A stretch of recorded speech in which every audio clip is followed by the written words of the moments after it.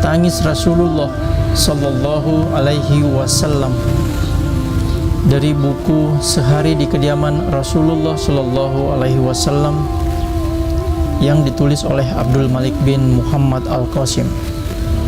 Setiap orang pasti pernah menangis, baik kaum pria maupun wanita. Akan tetapi tahukah kita mengapa dan karena siapa mereka menangis?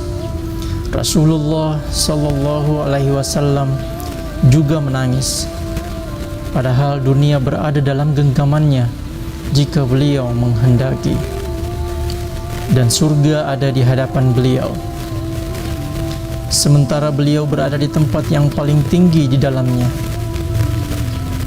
Benar, beliau memang sering menangis, sebagaimana tangisan seorang hamba ahli ibadah.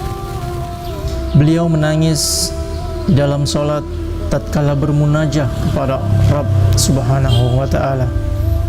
Beliau juga menangis ketika mendengarkan tilawah Al-Quran, tangisan yang bersumber dari kelembutan hati dan ketulusan nurani, serta dari makrifat keagungan Allah Subhanahu wa ta'ala.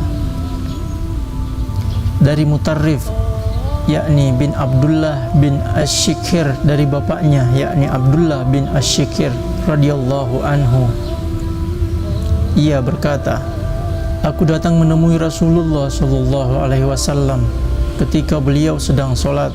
Dari rongga dada beliau keluar seperti bunyi air yang tengah mendidih di dalam kuali, disebabkan tangis beliau. Diriwayatkan oleh Abu Daud. Abdullah bin Mas'ud radhiyallahu anhu menuturkan, Rasulullah sallallahu alaihi wasallam pernah berkata kepadaku, bacalah Al-Quran untukku. Aku berkata, wahai Rasulullah, apakah aku yang harus membacanya, sedangkan Al-Quran itu diturunkan kepadamu? Beliau menimpali, aku lebih suka mendengarkannya dari orang lain. Aku pun membacakan surah An-Nisa untuk beliau hingga ketika sampai pada ayat, maka bagaimanakah halnya orang-orang kafir nanti apabila kami mendatangkan seorang saksi rasul dari tiap-tiap umat, dan kami mendatangkan kamu Muhammad sebagai saksi atas mereka itu sebagai umatmu. An-Nisa ayat 41. Aku lihat air mata beliau menetes. Diriwayatkan Al-Bukhari. Cobalah perhatikan uban yang menghiasi rambut beliau.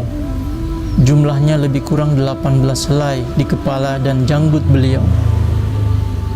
Camkanlah dengan mata hatimu, dengarkanlah kisah uban putih tersebut dari penuturan beliau.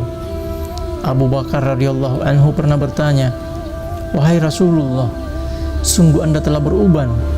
Beliau menjawab, aku telah dibuat beruban oleh surah Hud, surah Al-Waqiah, surah Al-Mursalat, surah Amma Yatasa'alun, dan surah Iza As-Syamsu Kuwirat. Diriwayatkan oleh At-Tirmizi.